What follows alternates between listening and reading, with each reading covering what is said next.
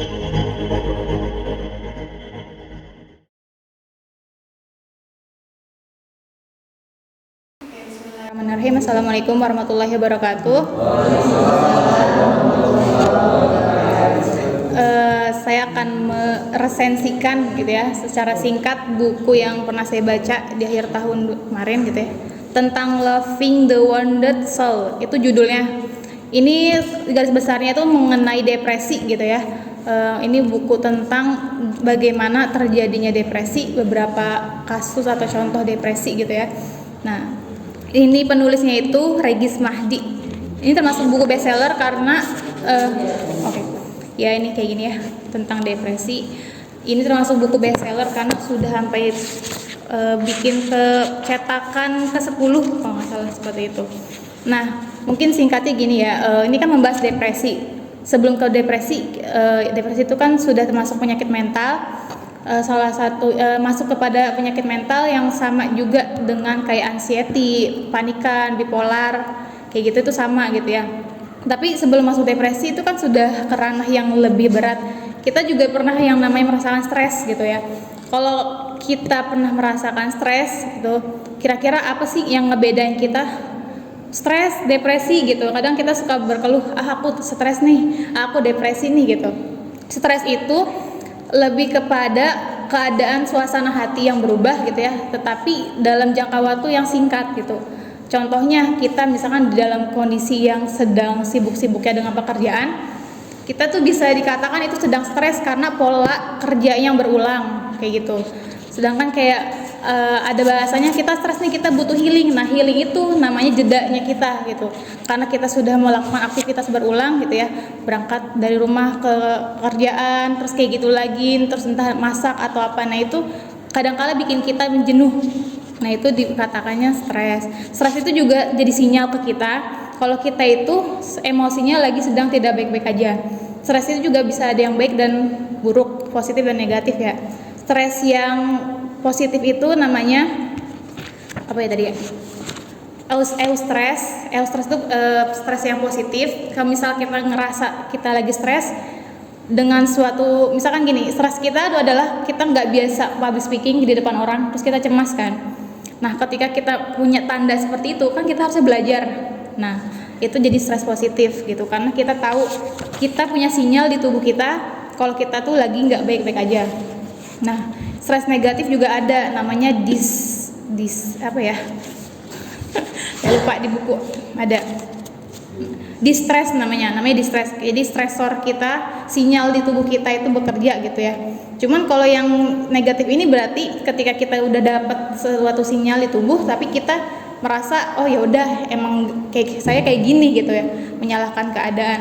Nah, lanjutnya ke depresi itu adalah ketika depresi jadi stres itu berkepanjangan jadi depresi. Nah, depresi itu yang udah mengganggu ranah kehidupan kita.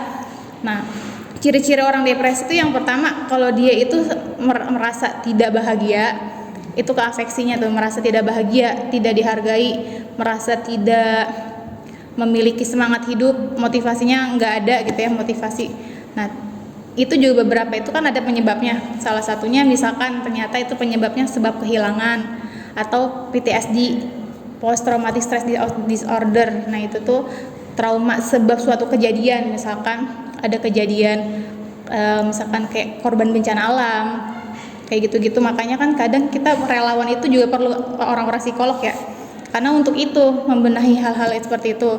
Terus sulit berkonsentrasi, merasa tidak percaya diri atau rendah diri.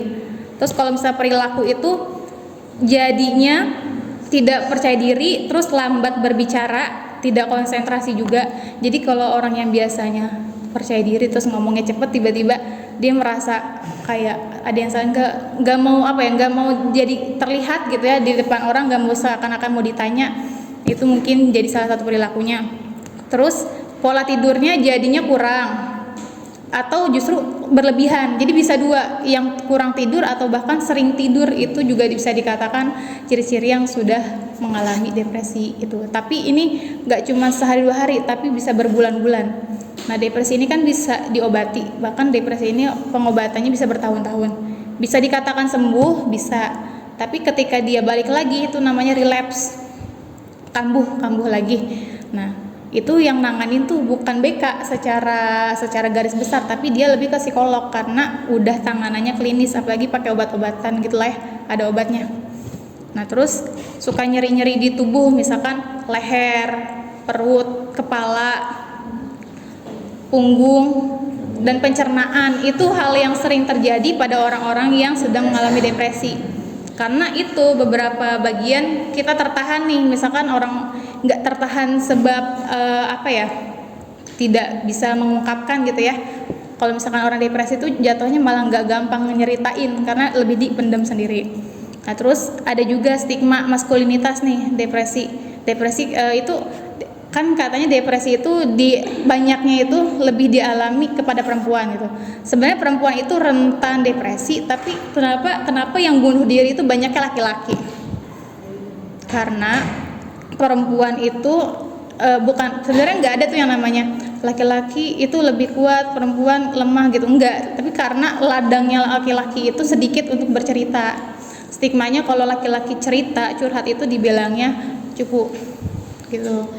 Ya, kayak gitu. Jadi, terus kalau misalnya dari orang tua atau dari lingkungan, kadang laki-laki nggak boleh nangis, laki-laki nggak boleh cengeng kayak gitu. Jadi ruangnya adalah ketika dia punya sesuatu yang pengen ceritakan, dia tahan. Oh, nggak boleh deh karena nanti aku dibilangnya lemah. Oh iya, kata orang tua aku nggak boleh cengeng. Nah, makanya laki-laki itu justru kasusnya itu kalau di buku ini justru laki-laki banyak yang bunuh diri dibanding perempuan. Kayak gitu. Karena seperti itu kurang lebihnya. Itu karena ruang gerak laki-laki untuk bercerita itu sedikit dibanding perempuan. Perempuan itu gampang bercerita.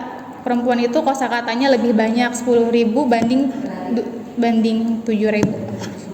Seperti itu untuk yang laki-laki. Nah, terus iya, tidak kan tadi sulit berkonsentrasi, salah.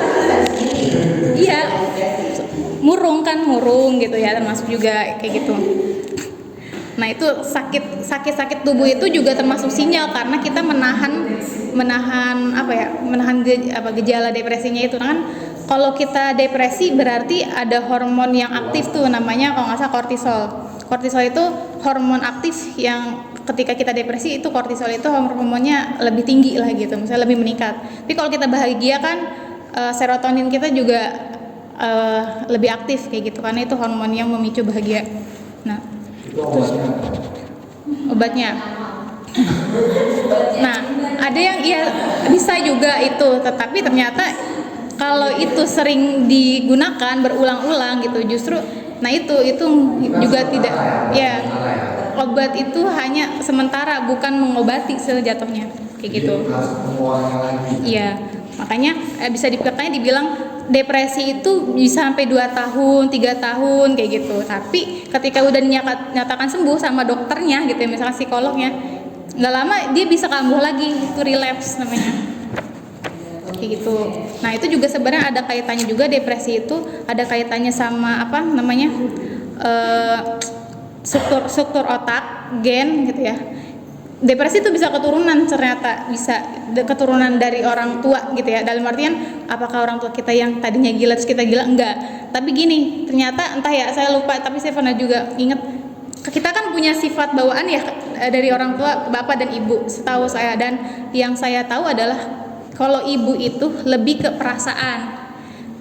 Kayak misalkan kita orangnya sensitif nih, gampang sedih atau gak enakan atau apa. Nah, tapi kalau kreativitas biasanya bapak, misalnya bapaknya jago gambar atau bisa apa itu biasanya keturunannya kayak gitu. Kemungkinan besar kayak gitu. Tapi saya termasuk yang mengiyakan bahwasanya itu gitu ya. Kayak gitu. Nah, itu mungkin juga makanya kenapa orang ibu hamil, bahkan sebelum hamil ibu tuh selalu dijaga perasaannya.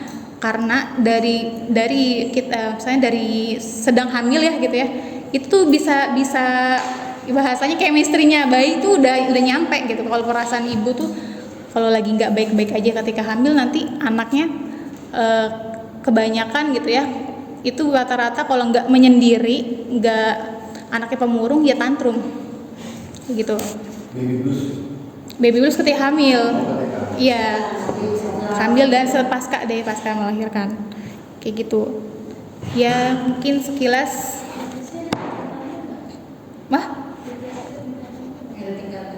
tingkatannya depresi ada sih ada sih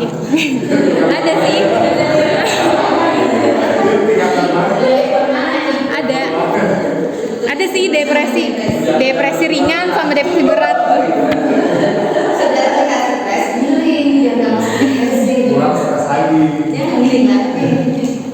Ada sih, maksudnya itu ada namanya depresi ringan, depresi berat. Terus depresi ringan itu kayak depresi mayor apa gitu. Apa ya? Saya juga nggak tahu nama istilahnya. Ada sebenarnya, ada tingkatannya. Cuman ya masih banyak ya bahasanya. Oh, siap. Suruh ke konsultasi aja Bu nanti.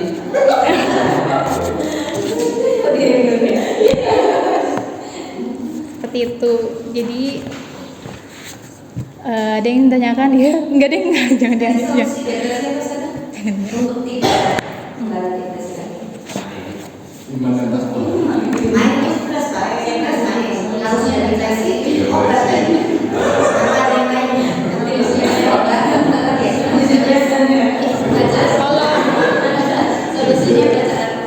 Secara klinis apa obatnya? Kalau untuk depresi berarti kan dia sudah masuk ke ranah psikolog ya. Biasanya ya konsultasi berlanjut, ujung-ujungnya nanti kalau misalkan tidak bisa dengan beberapa terapi itu obat. Yang tadi salah satunya entah obat apa gitu ya gitu. Terus udah dinyatakan nih misalkan sembuh nih, tapi orang depresi itu biasanya paling sedikit misalkan 6 bulan apa ya berkonsultasi. Selesai terus udah bertahun-tahun sembuh gitu, dinyatakan sembuh, terus tiba-tiba kambuh lagi, berarti ada yang ke-trigger kan, kambuh lagi. Nah bisa dinyatakan apa namanya tadi, gimana caranya? Yaitu harus disadari dulu kalau kita tuh punya sesuatu. Dan biasanya depresi itu pemicunya adalah trauma gitu ya, makanya harus kita tahu dulu traumanya apa dan sebagainya, kan ujung-ujungnya konseling. Berarti konseling itu menemukan trauma gitu? Ya, jadi misalkan apakah ini juga bisa ranah konseling? Bisa, tapi lebih kepada kita tuh kalau misalnya BK itu biasanya kayak gini itu mencari tahu asal traumanya. Tapi obat untuk yang kayak tadi gitu ya, ibaratnya apa tadi tuh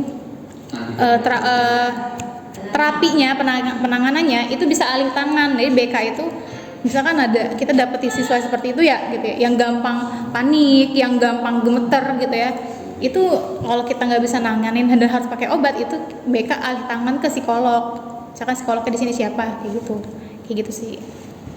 Yes. Sekian. Sudah cukup 2 menit lagi. Ada yang ingin tanya? Yang belum sampaikan tadi, kayaknya kalau masalah depresi itu nggak bisa mengatakan saya lagi depresi gitu. Kita nggak bisa diagnosis sendiri gitu. Jadi perlu bantuan apa istilahnya ahli buat mengatakan ada depresi gitu. Ya. Makanya kita kan banyak melabeli seperti ini, kalau aduh di pekerjaan, aduh aku stres nih kerjaan ini gitu. Pasti kan kita dengan sadar kita bilang stres sebab sesuatu gitu kan. Karena kita tahu stres itu biasanya itu sebab kegiatan yang berulang berkali-kali. Rutenya kayak gitu, kerja, kalau yang udah berumah tangga kan di rumah masak, besok pagi kerja lagi kayak gitu dan sama. Nah, kalau orang depresi itu tuh sebenarnya bisa kelihatan karena dari awal udah ada tanda-tandanya.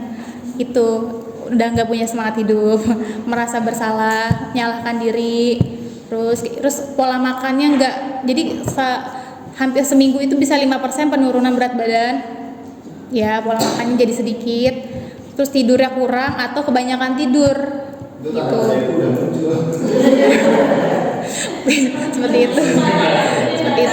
Nah ya, kalau orang depresi nggak akan mungkin, sebenarnya orang depresi yang sebenarnya tidak akan sepercaya diri itu menyatakan dia depresi, nggak akan bisa. Ya. Baik. Makanya kalau dia udah yang aduh aku butuh healing atau apa, nah itu sebenarnya lebih ke kalau ya burnout. Burnout itu kejenuhan aktivitas yang berulang. Jenuh. Rutinitasnya itu kerja, rumah, balik lagi kerja, rumah, misalkan dalam seminggu 2 minggu gitu aja, nggak ada healing. Nah, makanya dijeda kan. Hari Minggu kita harus healing misalkan kemana gitu. Itu sih. Ada. Karena kemarin berita 2 hari yang lalu ada satu orang guru meninggal bunuh diri di Jakarta. Laki-laki. Laki-laki ya, dan statusnya belum menikah. Jadi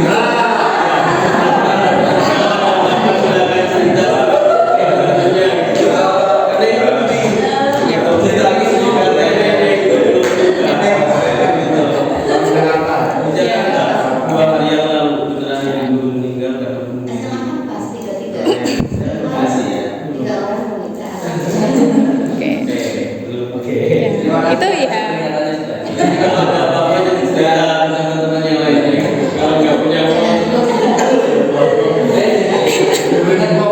Kata-katanya Peggy Pinggat ya, biasa adalah sekarang di UFC.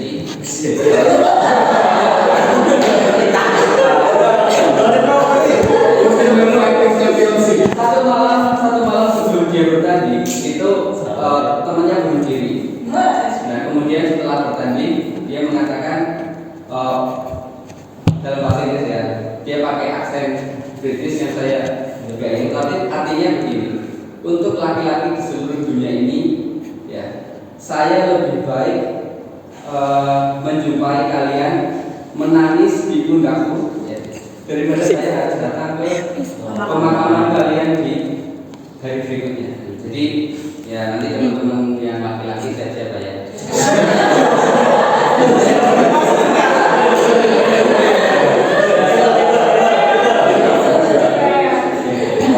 Itu sih tentang depresi ya.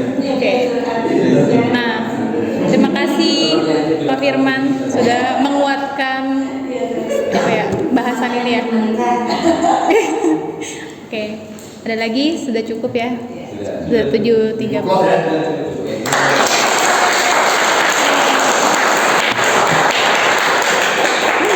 Terima kasih atas kesempatan hari ini yang telah membuka di awal meresensi buku. Oke. Kurang lebihnya mohon maaf. Assalamualaikum warahmatullahi wabarakatuh. Waalaikumsalam.